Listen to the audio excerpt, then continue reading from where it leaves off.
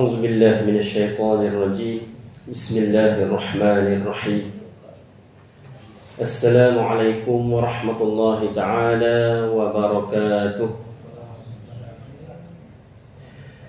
إن الحمد لله نحمده ونستعينه ونستهديه ونستغفره ونعوذ بالله من شرور أنفسنا ومن سيئات أعمالنا من يهده الله فلا مضل له ومن يضلله فلا هادي له أشهد أن لا إله إلا الله وحده لا شريك له وأشهد أن محمدا عبده ورسوله أما بعد رب اشرح لي صدري ويسر لي أمري واحلل عقدة من لساني يفقه قولي اللهم إنا نسألك علما نافعا ورزقا طيبا وعملا متقبلا اللهم اجعل القرآن العظيم ربيع صدورنا ونور قلوبنا وجلاء أحزاننا وذهاب همومنا اللهم فقهنا في الدين وعلمنا تأويل اللهم ربنا زدنا علما وارزقنا فهما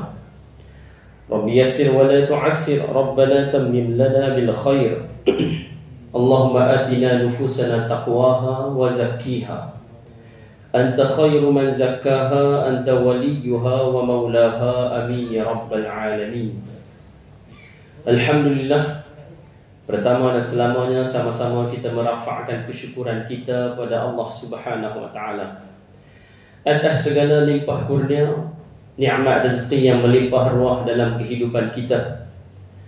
Kemudian bertuahnya kita bila mana Allah Subhanahu wa taala mengiringi kehidupan kita, rezeki kita dengan iman dan Islam. Yang mana dengan iman dan Islam inilah yang menjadi tunjang atas kesedaran kita untuk memanfaatkan rezeki yang dikurniakan dalam kehidupan kita untuk menjadi jambatan di hari akhirat nanti. Jadi rezeki dunia yang Allah berikan kepada kita memang untuk kita sayang. Tapi kena ada cara sayang dia. Cara untuk kita sayang rezeki yang Tuhan bagi, dunia yang Tuhan berikan kepada kita adalah digunakan pada jalan yang membawa kepada keimanan kita pada Allah Subhanahu wa taala dan jalan hidup yang disertai dengan Islam. Maka itulah petanda kita menghargai rezeki yang Tuhan bagi. Itulah petanda kita menghargai dunia yang Allah berikan pada kita. Jadi Islam bukan agama yang menepis dunia, tapi Islam adalah agama yang memimpin kita untuk memanfaatkan dunia ini menjadi jambatan di hari akhirat nanti. Itu yang sebenarnya. Jadi memang kita disuruh menyayangi, menghargai rezeki yang Tuhan bagi.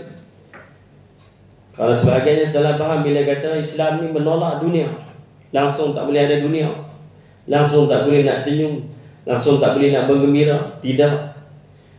Islam itu datang memimpin kita bagaimana nak manfaatkan dunia. Kalau tanpa dunia, apa yang nak menjadi jambatan di hari akhirat?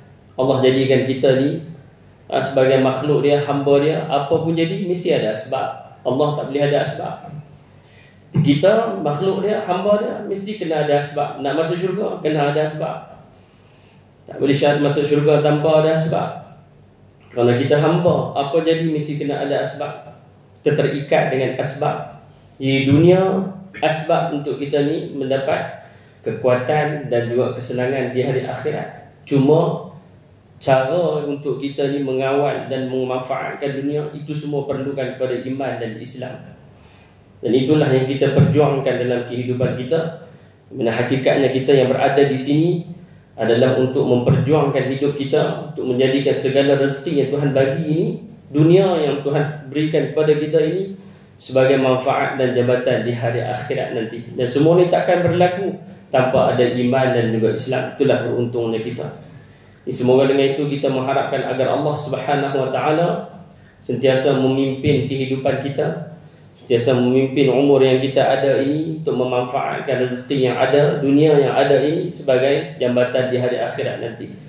Sebagai kesenangan dan kekuatan untuk kita menghadapi segala yang berlaku di hari akhirat nanti, dan dilayakkan kita semua ini masuk ke dalam syurga-Nya insya-Allah. Amin ya rabbal alamin. Baik. Jadi kita kembali kepada tadabbur Yang mana alhamdulillah kita dah selesai pada muqaddimah tadabbur. InsyaAllah pada malam ini kita masuk iaitu surah yang pertama yang disusun di dalam Al-Quran, iaitu surah Al-Fatihah. Disusunan di dalam Al-Quran ini pun bukanlah disusun oleh para sahabat, memang disusun oleh Allah Subhanahu Wa Taala. Yang mana sebahagian sahabat meriwayatkan bahawasanya di penghujung umur Nabi SAW, pada Ramadan terakhir Nabi, Jibril alaihi salam turun dan menyusun juzuk-juzuk yang ada di dalam Al-Quran. Kerana sebagian pendapat dia kata Quran ini disusun oleh sahabat, sebab sahabat yang tulis kan. Jadi sebagian pendapat pula kata dah, sebab ada riwayat kata sahabat kata Jibril turun pada Ramadan terakhir Nabi dan susunan Al-Quran tu. Pada Al-Fatihah bawa ke Al-Baqarah, Ali Imran sampailah surah An-Nahl tu disusun. So bila Jibril yang sampaikan, Jibril dia tak akan sampaikan melainkan daripada Allah Subhanahu Wa Taala. Maksudnya Allah Azza wa Jalla itu sendiri menyusun susunan juzuk dan juga Al-Quran yang ada pada kita sekarang ni. Jadi susunan itu pun bila disusun oleh Allah Subhanahu Wa Taala, maksudnya dia ada manfaat, dia ada khazanahnya yang tersendiri. Jadi sebab itulah nak diikutkan daripada Al-Fatihah ni, dia punya silibus dia masuk Al-Baqarah dulu. Kan? Maksudnya kalau kita nak ikut silibus, dia Al-Fatihah, dia masuk Al-Baqarah. Sebab tu saya selalu bagi pilihan, lepas habis Al-Fatihah nak ambil Al-Baqarah, nak ikut silibus ke, ataupun nak ambil surah yang biasa kita baca, ayat lazim. Kan? Jadi itu terpulang atas pihak masjid untuk tentukan mana yang lagi manfaat untuk jemaah. Sama ada nak ikut silibus dia masuk Al-Fatihah, Al-Baqarah lama. Mama 10 tahun juga habis Al-Baqarah saja. Tak, dia habis dulu, kita habis dulu. Ataupun nak masuk surah lazim, sebab takut kejap Baqarah tak sempat nak ambil surah lazim biasa baca. Macam tu pula. Jadi dia ada pro kontra dia, masing-masing bincang. Nak ikut silibus ke ataupun nak ambil ayat lazim. Tapi kalau nak ikut silibus, contohlah nak ikut silibus, saya ada satu lagi kelas dekat surau kat Titi Taman Desa Permai.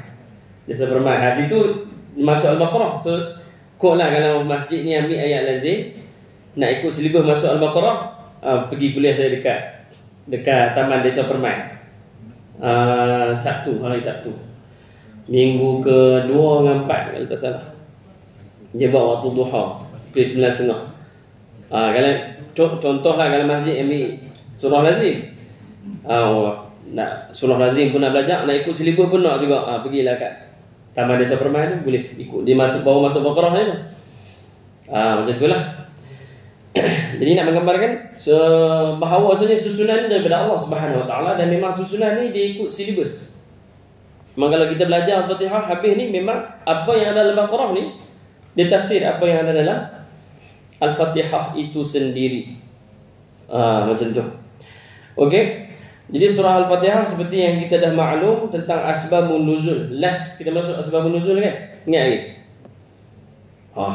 Ingat lagi. Last kita masuk bab lah. Dia punya asbab nuzul kan? Kisah penurunan surah Al-Fatihah. Yang mana ada 2 riwayat. Yang pertama kata, satu ketika Nabi SAW ada bersama dengan Jibril dan turun bunyi satu pekikan, satu benda yang kuat di langit pertama. Dan Nabi SAW tanya kepada Jibril alaihissalam, bunyi apa tu? Maka Jibril pun bagi tahu, wahai Rasulullah, hari ini dibuka satu pintu yang tak pernah dibuka sebelum ni. Semenjak penciptaan langit dan bumi, langit lapisan-lapisan tu, ada satu pintu ni yang memang Allah tak pernah buka. Dan pada hari ini dibuka. Jadi maksudnya semua ni dalam pengetahuan Allah dah. Nak turun bila Al-Fatihah, nak turun bila Al-Quran. Sebab kalau belajar tentang Allah, dan kita kalau belajar akidah, Allah ni kan dia tak terikat dengan masa lalu, sekarang dan akan datang. Bagi Allah tu serentak. Allah ni tak ada masa lalu, tak ada masa depan, dia tak ada masa sekarang. Dia tak terikat dengan masa. Seolah benda tu berlaku serentak di sisi Allah Subhanahu Wa Taala. Allah dia tak terikat dengan masa. Sebab Allah dah tahu bahawasanya surah Al-Fatihah itu memang akan diturun sesuai pada waktunya, itu pada waktu tu. Lepas tu bila dicipta langit dan bumi ni, dah pintu untuk surah Al-Fatihah ni turun. Maka dicipta satu pintu khas. Turunnya malaikat daripada pintu tu berhadapan dengan Nabi SAW. Dia kata apa? Bergembiralah, pada hari ini diturunkan satu surah yang tak pernah diturunkan kepada mana-mana Nabi dan Rasul, iaitu suratul Fatihah dan 3 ayat terakhir surah Al-Baqarah. Itu riwayat pertama. Riwayat yang kedua adalah satu ketika Nabi SAW ni sering dipanggil. Ada orang duk panggil dia. Dia duk dengar orang panggil nama dia, Muhammad, Muhammad. Ni pada permulaan wahyu. Jadi setiap kali dia dengar panggilan ni, dia larikan diri. Nabi larikan diri dia setiap kali dengar panggilan tu. Dan satu ketika Nabi berjumpa dengan Waraqah bin Naufal. Waktu tu dia hidup lagi. Waraqah bin Naufal sepupu Khadijah. Waktu tu Waraqah bin Naufal hidup lagi. Maka dia tanya kepada Waraqah bin Naufal, aku ni setiap masa, ada masa aku dengar ada orang panggil nama aku Muhammad, Muhammad, dan setiap kali dia panggil nama aku larikan diri.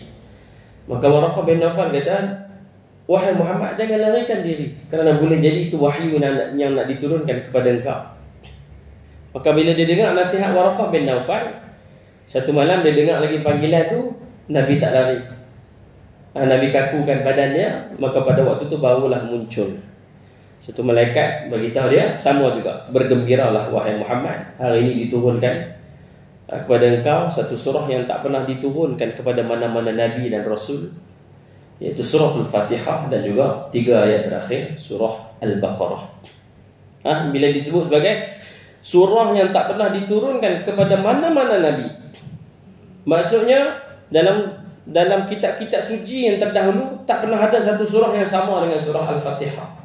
Dari sudut fungsi dia, peranan dia, khazanah yang ada di dalam dia.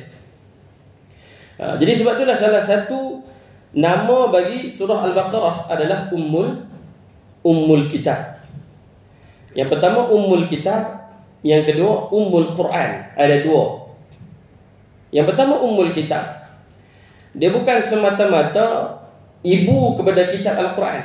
Bila dikatakan sebagai surah yang tak pernah diturunkan kepada mana-mana Nabi dan juga Rasul. Jadi bila disebut sebagai Ummul Kitab, ibu kepada kitab, macam kita lah.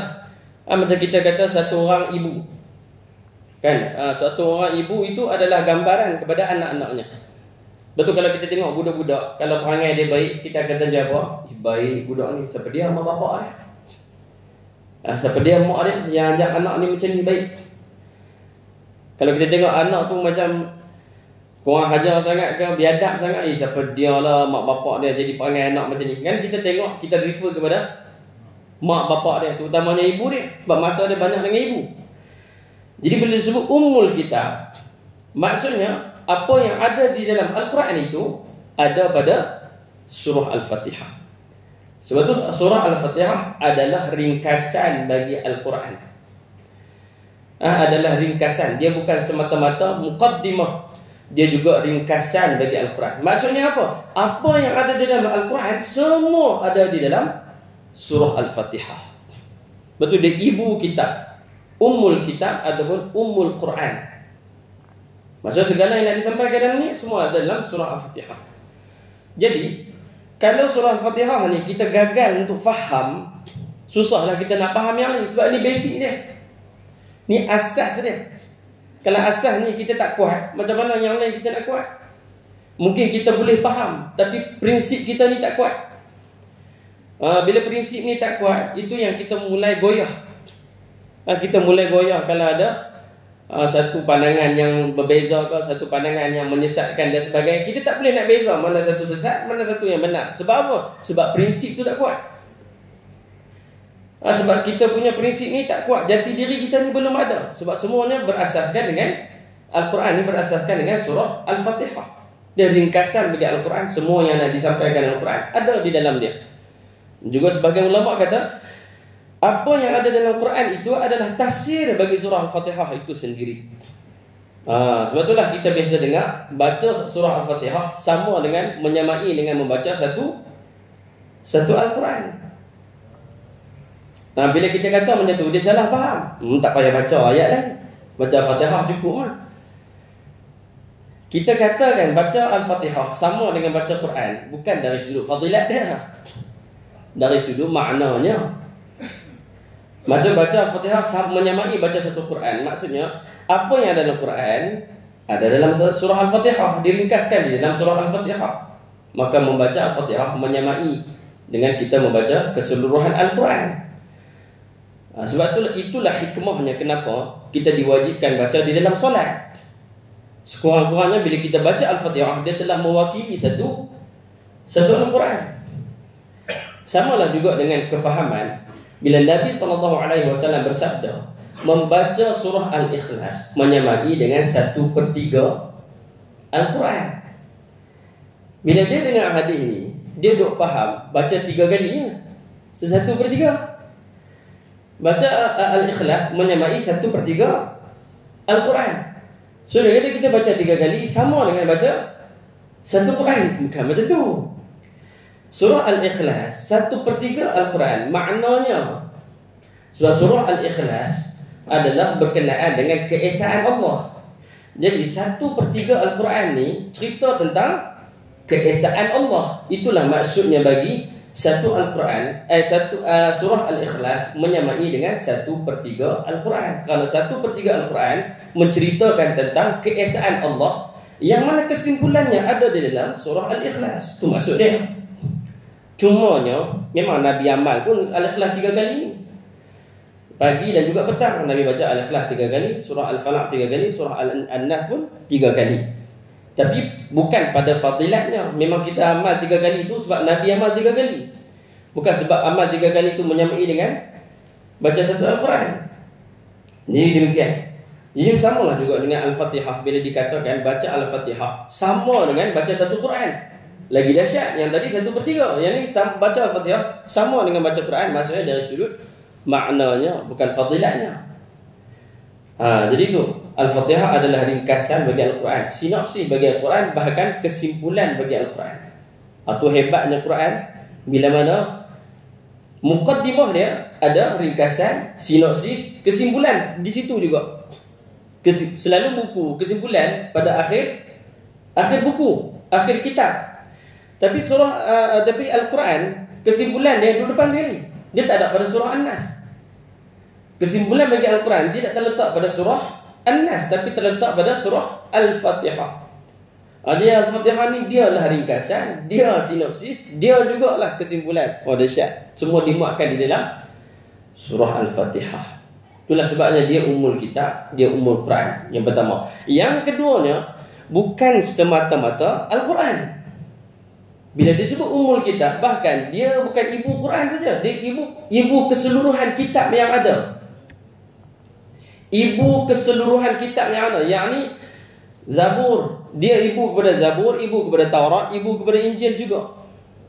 Jadi apa yang nak disampaikan dalam Zabur, Taurat, Injil ada di dalam suratul Fatihah.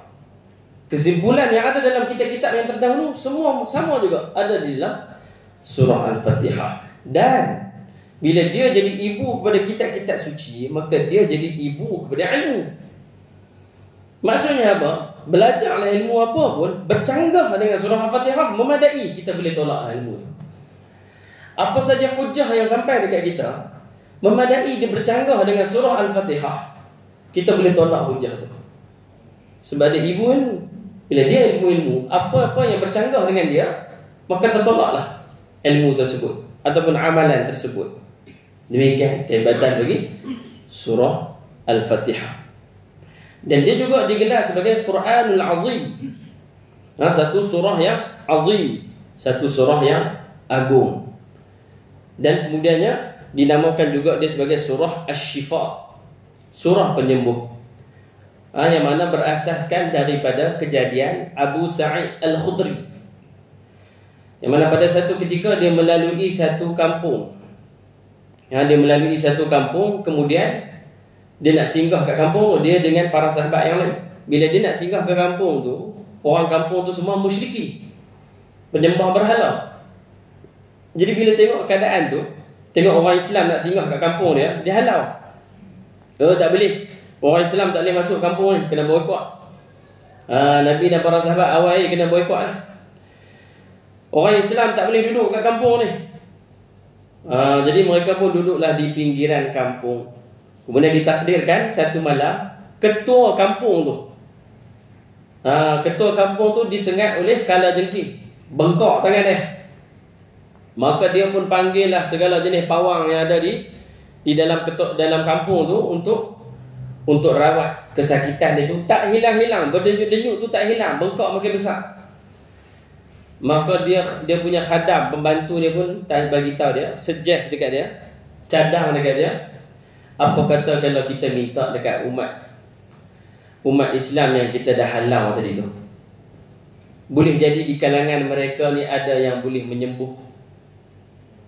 Kemudian dia pun setuju. Dia hantar khadam dia pergi dekat para sahabat tadi, ada tak di kalangan kalian ini yang boleh menyembuhkan penyakit? Semua sahabat terdiam, sebab benda tu Nabi tak pernah ajar. Kecuali satu orang saja dia angkat tangan. Abu Sa'id Al-Khudri dia angkat tangan. Dia kata apa? Biiznillah, dengan izin Allah. Tu kita tengok adab dan akhlak para sahabat. Bila ditanya kepakaran, dia tak kata saya boleh. Kita selalu macam tu. Kat sini siapa boleh merawat? Saya boleh. Dengan yakinnya. Kat sini siapa boleh jadi imam? Saya boleh. Kat sini siapa boleh buat rumah? Saya boleh. Kita dengan yakinnya macam tu. Tapi para sahabat tak. Dia biiznillah, dengan izin Allah. Dia angkat tangan, dia mengakui dia boleh buat, tapi mulut dia tu dia jaga adab dia dengan Tuhan. Biiznillah, dia kata, dengan izin Allah aku boleh. Maka dia pun dipanggil menghadap ketua kampung tu. Dia pegang, dia tak buat apa, cuma dia pegang tempat bengkok tadi tu. Dia baca surah Al-Fatihah. Dia baca surah Al-Fatihah. Bila dia baca surah Al-Fatihah, angkat saja tangan, clean and clear. Hilang terus bengkok tu. Elok. Bengkok pun tak ada, kesan sengat tu pun hilang. Jadi ketua kampung tadi tu gembira, dia bagi hadiah 30 ekor kambing. 30 ke 300, saya tak ingat sangat. 30 ataupun 300 ekor orang tu lah.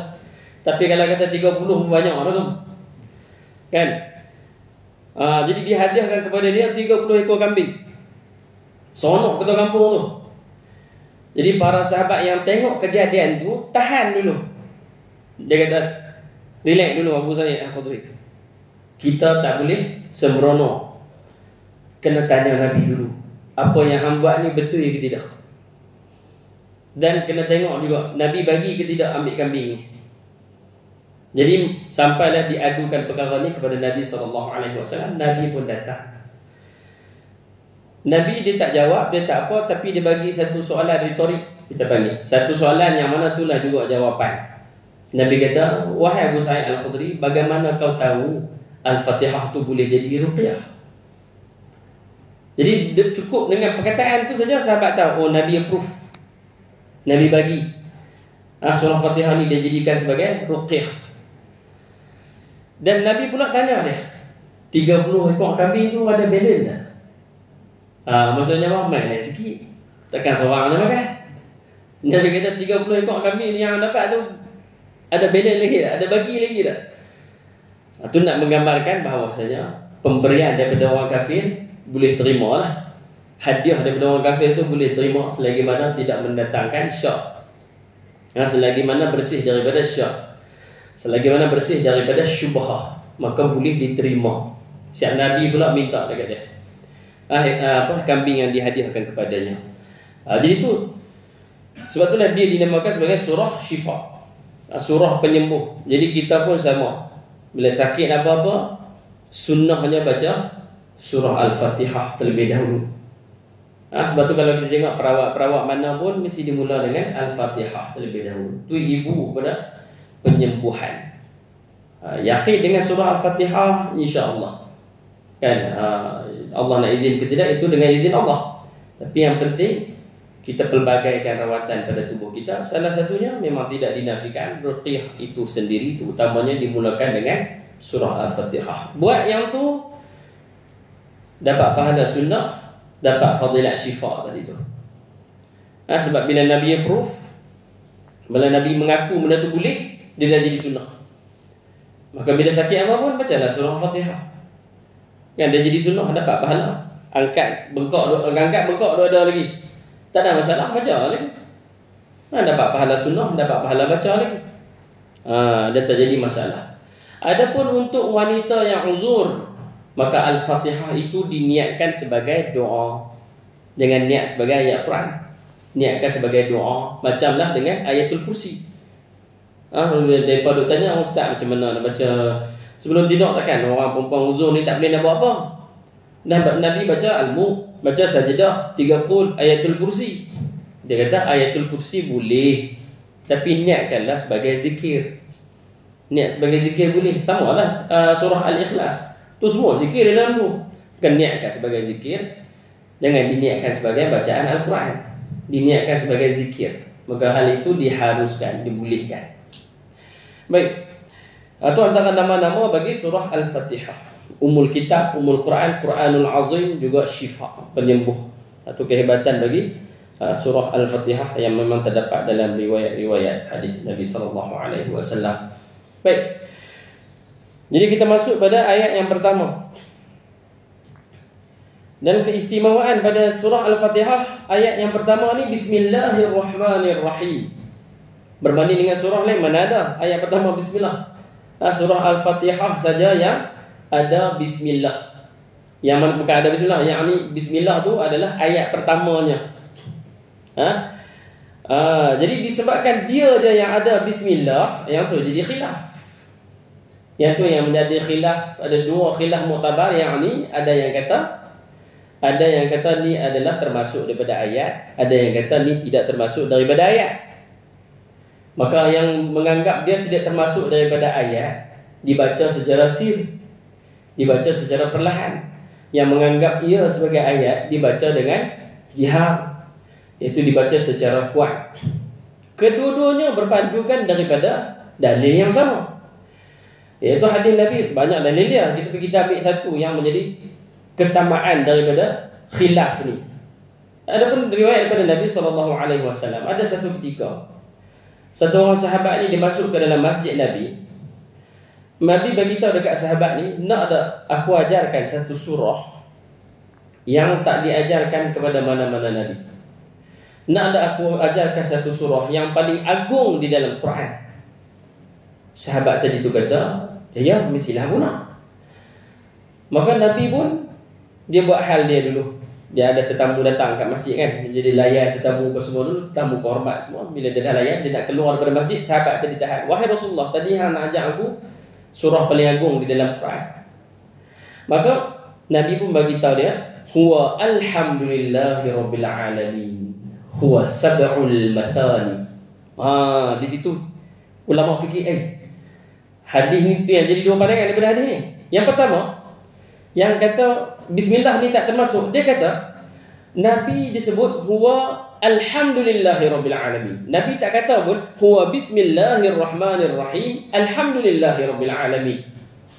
Jadi daripada hadis tersebut dia kata, bila Nabi mula dengan alhamdulillah rabbil alamin, pasal Bismillah tak termasuk. Bagi Al-Imam Syafi'i pula, dia kata dah, Nabi sebutlah kali tu huwa sab'ul mathani, 7 ayat yang diulang-ulang. Kalau kata 7, Bismillah tu tak termasuk, maka mana ayat yang ke-7 tu?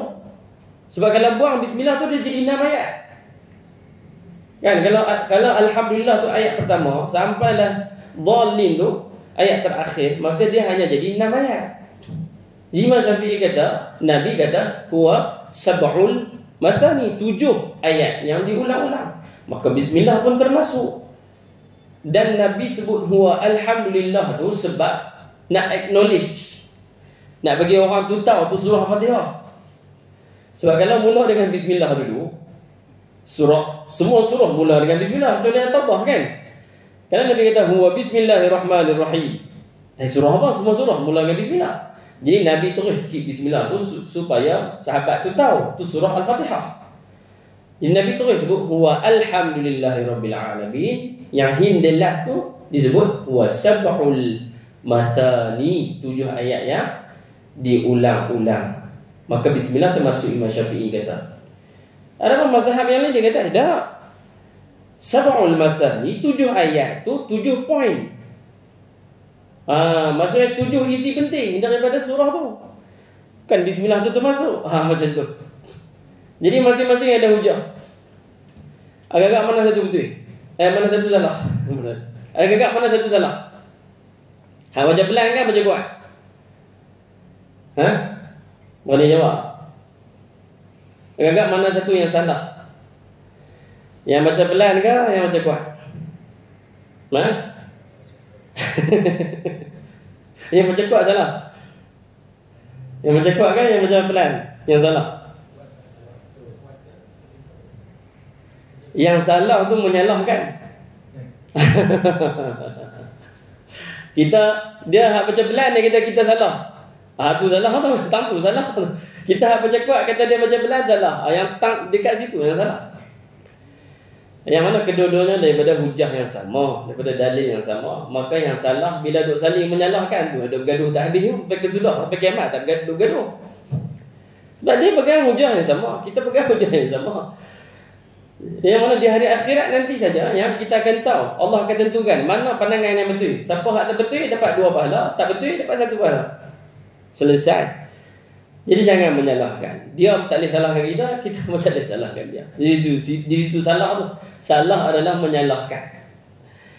Okey, jadi adapun kita majoritinya memang pegang apa bismillah ni termasuk daripada ayat. Sebab tu kalau kita tengok walaupun Quran tu ditulis oleh Saudi. Saudi mazhab Hambali. Hambali dia tak berpegang bismillah ni termasuk daripada bismillah. Termasuk daripada surah Fatihah. Tapi cetakan Quran dia tetap dia jadikan bismillah tu ayat. Walaupun dia yang cetak Quran kan, Saudi. Tahu negara yang kilang terbesar cetak Quran. Walaupun dia berpegang pada bismillah tu tak termasuk daripada ayat, tapi cetakan Quran daripada dia letak sebagai ayat. Sebab apa?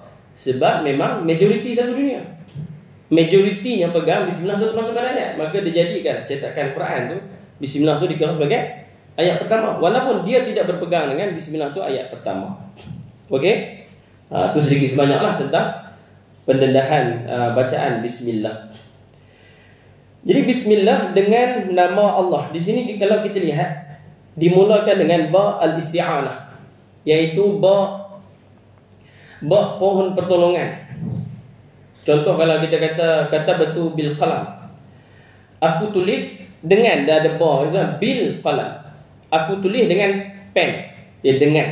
Kira pen tu macam memudahkan kita, membantu kita. Aku tulis dengan pen. Jadi dipanggil ba tu ba al-isti'anah, yakni ba yang mana ba pertolongan dibagi. Ini sama dengan keadaan dekat sini. Bezanya untuk kita kata betul bil qalam, aku tulis dengan pen tu, kita bila ba tu duduk kat tengah, dia tak jadi benda tu dalam bentuk kita berhajat ataupun kita berharap dengan pen tu. Cuma kita guna pen tu.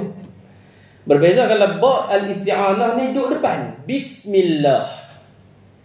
Bila ba ni duduk depan, dia jadi doa. Jadi bismillah ni sebenarnya adalah doa. Membadai dengan kita tahu B tu duduk depan. Bismillah, dengan nama Allah. Jadi apa doa dekat sini? Maksudnya doa dekat sini, kita harap Allah dengan kita waktu kita melakukan sesuatu. Sebab tu Nabi SAW, apa saja yang dia buat dimulakan dengan bismillah. Bukan dibaca bismillah tu sebab rutin. Bukan sebab tu. Sebab aku orang Islam, bila aku buat benda apa, minum ke makan ke, bacalah bismillah sebab aku orang Islam. Bukan sebab tu. Bukan sebab tengok orang buat, kita buat. Tak tahu tengok bapak saya, dia minum air ke, dia makan ke, dia pergi drive ke apa ke, semua dia baca bismillah. Tengok bapak saya buat, sebab tu saya buat. Bukan sebab orang buat, kita buat. Kita baca bismillah tu sebab kita harap Allah dengan kita waktu kita buat satu benda tu. Sebab tu Nabi tak pernah tinggal bismillah ni. Jadi para ulama mengatakan bismillah ni adalah lambang taqarrub, dekatnya satu orang hamba dengan Tuhan dia. kasihnya satu orang hamba dengan Tuhan dia. Macam kita kalau bercinta lah. Cinta tak main. Dia orang yang baru, macam orang baru menikah lah. Nak pergi tandas pun minta teman. Bang, teman saya pergi tandas. Hak perempuan minta tak boleh. Hak suami pun, ya, teman abang pergi tandas tak? Boy. Tak boleh langsung. Macam melangkah orang tu kata. Melekat pergi mana-mana pun. Pergi pasar tani dengan bini, pergi pasar malam dengan bini. Melekat saja. Orang kahwin. Kan? Cinta tu duk hangat lagi. Jadi waktu cinta tu hangat kan, kok mana pun tak boleh kalau tak ada depan mata. Nak makan mau sekali. Cerita orang kahwin. Dah 20 tahun kahwin.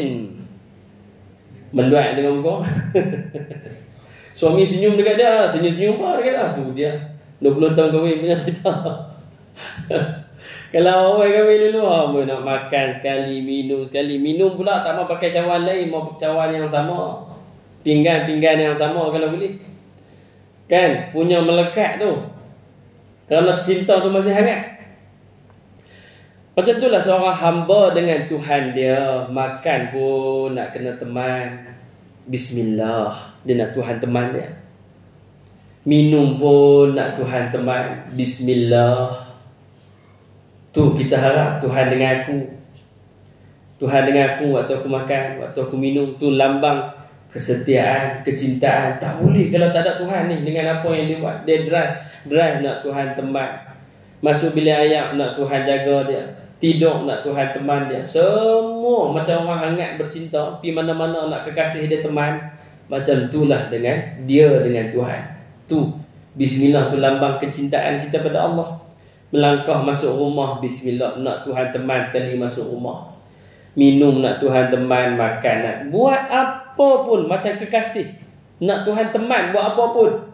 Dan Tuhan suka hamba dia yang berdoa kepada dia. Sebab tu kalau tak hafal doa pun, kurang-kurang Bismillah pun jadi dah. Tak hafal doa apa pun, kurang-kurang Bismillah itu pun dah memadai menjadi doa dah. Kita harap Allah dengan kita. Dan bukan semata kita mengharap Allah dengan kita. Sebab tu dia tambah ismi kat tengah. Bismi. Dia tak kata Billahirrahman. Dengan Allah. Patutnya memadai dengan Allah juga. Kita nak Allah dengan kita kan. Memadai dengan Allah. Tapi kenapa Allah tambah Bismillah. Bismi. Dengan nama. Ismi ni ada dua makna sebenarnya. Ismi ni ada dua makna. Yang pertama maksud dia nama. Yang kedua maksud dia tinggi. Dia daripada perkataan samu, tinggi. Contoh kita kata ardi was sama, langit dan bumi kan sama. Samu juga daripada samu juga. Sama, samawat, langit-langit. Tinggi yang tak dapat dicapai oleh tangan. Tu maksud dia ismi. Ismi ni maksudnya dia ada dua. Yang pertama nama, yang kedua tinggi. Jadi apa kaitannya? Sesuatu yang meninggikan seseorang. Sebab itulah kalau kita ni ada nama, ada ismi. Nama tu mestilah sesuatu yang memuliakan kita, meninggikan kita. Disebabkan itu Islam melarang kita meletakkan nama yang tak baik, nama yang tak elok pada anak dan sebagainya. Islam disuruh kita ni bagi nama yang baik. Kerana di dalam bahasa Arab ismi itu maksudnya meninggikan. Sesuatu yang meninggikan ismi itu. Jadi kena bagi nama yang baik. Tapi untuk dikaitkan dengan ini, bila dia ada dua makna. Yang pertama nama dan ketinggian. Dengan ketinggian Allah, dengan nama Allah. Maksudnya apa? Maksudnya nama Allah yang paling tinggi, nama Tuhan yang paling tinggi adalah Allah. Nama yang paling Tuhan suka adalah Allah. Kan Tuhan ada 99 nama. Jadi nama yang paling dia suka, nama yang Tuhan paling suka adalah Allah. Dia nak gambarkan itu kan, dengan nama Allah, dengan ketinggian Tuhan, nama yang paling tinggi, nama yang paling mulia, nama yang memuliakan Tuhan itu sendiri, Allah. Jadi kita tak pilih nama lain. Boleh je nak buat nama lain, tapi Tuhan nak kata aku paling suka dengan nama Allah ini. Maka faham tak? bila kita faham, bila kita letak konsep ni dengan manusia, faham, kita pun sesama manusia, kita pun ada banyak nama. Contohnya nama orang tu Rahman, nama penuh Rahman, Abdul Rahman, contoh nama dia. Mai kat orang kampung jadi Man, kan, jadi Man saja, orang kampung panggil Man. Dan bila dia masuk dalam rumah dia ada nama panggilan dia yang tersendiri, Alung ke, Angah ke. Tapi kalau dengan orang yang dia sayang, dia ada panggilan lain pula. Mungkin B, bini dia panggil B. Tu panggilan dia paling dia suka lah dengan bini dia, orang yang paling dia sayang, B, kan, contoh. Daripada Rahman jadi B je. Habib, abang ke, sayang ke, kanda ke, dia dengan orang yang dia sayang ada panggilan khusus yang orang lain tak boleh panggil. Perempuan lain jangan duk kata guna gelaran ni. Tiba-tiba pergi mana-mana ada perempuan lain main kata B juga. Memang nahas lah, aku seorang yang boleh panggil B ni, contoh. Jadi kita dengan pasangan kita ada satu gelaran yang dia seorang je panggil kita, dan kita suka dengan gelaran tu. Nabi dengan isteri-isteri kan dia ada gelaran dia. Aisyah dia tak panggil Aisyah, panggil Humairah. Aisyah suka dengan nama tu. Sebab tu sunnah kita bagi gelaran dekat bini kita ataupun suami kita, gelaran yang dia suka. So tanyalah pasangan masing-masing, awak suka saya panggil apa awak? Saya suka awak panggil saya handsome. Tak apalah, handsome boy. Lepas ni balik rumah, handsome boy. Jadi gitu. Dan sunnah dapat pahala. Tanya pula bini kita, awak suka abang panggil apa? Kan? Bila dia bagi tahu, kita panggil dengan gelaran tu, jadi sunnah. Sebab Nabi dia bagi gelaran yang baik pada isteri dia, yang isteri dia suka. Tapi nak balik pada yang ni dulu. Tapi jauh dah tu. Ni kita nak kembali pada sini. Jadi Allah macam tu juga. Dalam 99 nama, macam Abdul Rahman tadi tu, ada orang panggil Rahman, ada orang panggil Man, ada Alang, ada orang panggil macam-macam panggilan. Tapi dengan orang yang paling dia sayang, dia ada panggilan yang khusus, yang dia suka dengan panggilan tu. Jadi Allah pun dia bagi tahu, ni nama yang paling aku suka. Dan orang yang paling kita sayang tu panggil dengan panggilan tu, kita pasti akan sahut. Berbunga hati kita nak sahut. Macam itulah Allah Azza wa Jalla nak menggambarkan dirinya, gembiranya dirinya, seronoknya diri dia. Macam satu orang pasangan kekasih yang memanggil kekasih dia dengan panggilan yang khusus, yang dia seorang dia yang tahu, yang dia seorang dia yang suka bila dengar panggilan tu. Macam itulah Allah nak gambarkan dalam semua nama, ni nama yang paling aku suka. Nak gambarkan apa? Siapa yang sebut Bismillah ni, pasti aku sahut, pasti aku akan ada. Janji apa? Janji engkau panggil aku dengan penuh pengharapan, cinta. Jadi bila kita sebut Bismillah tu, bila kita faham ni, kita sebut Bismillah tu bukan lagi sebab rutin lah. Bukan lagi sebab aku ni hamba engkau Tuhan. Ya, memang kita hamba dia Tuhan. Tapi Allah nak gambarkan hubungan hamba dengan Tuhan ni bukan macam bos dengan pekerja, yang mana tak boleh ada langsung sebarang kasih sayang. Mana ada hubungan profesional tak boleh. Murid dengan guru tak boleh bercinta, kan? Pekerjaan yang profesional tak boleh. Bos bercinta dengan pekerja tak boleh. Dia melanggar akta. Tak boleh bercinta dalam satu pejabat. Bos dengan pekerja, guru besar dengan guru dengan anak murid tak boleh. Melanggar akta. Tak boleh bercinta dalam sekolah. Tapi Allah nak kata hubungan kita bukan macam tu. Hubungan Allah dengan hamba-Nya bukan macam satu orang hamba yang tak, ya bagus taat, tapi bukan hamba yang taat yang sampai hidup dia penuh dengan kemuraman, hidup dia penuh tak ada kecintaan, tak ada perasaan, tak ada apa. Bukan. Ni hubungan yang penuh dengan ketenangan, kebahagiaan, rasa sayang, rasa cinta. Sudah Bismillah nak gambarkan hubungan ni bukan hubungan yang hambar. Hubungan ni bukan hubungan yang kontang, tak ada perasaan. Sembah aku tak ada perasaan, tak ada rasa apa. Makan tak ada rasa apa dengan aku. Bukan. Ni hubungan yang penuh dengan kasih sayang. Sebab tu dia bagi nama dia yang paling dia suka. Sebab tu dia tak kata bila, dia kata Bismillah. dengan nama, dengan ketinggian, dengan kemuliaan yang paling tinggi, Allah. Maksud kita panggil nama yang paling tinggi, paling mulia, yang paling Allah suka. Macam mana kita dipanggil dengan panggilan yang kita suka, kita sahut dengan berbunga hati, kita sahut dengan keseronokan, kita pasti akan sahut panggilan tu. Macam itulah juga dengan Allah nak gambarkan dirinya bila kita baca bismillah. Bagaimana kegembiraan dia, seronok dia bila kita baca, bila kita panggil nama dengan nama yang paling dia suka. Maka itulah harapan yang kita letak dan perasaan yang kita letak saat kita membaca bismillah. Allah pasti sahut. Hang dosa banyak ke, hang orang lain hina ke, orang tak pandang pun hang dekat dunia, tapi kalau hang baca bismillah, pasti aku akan sahut.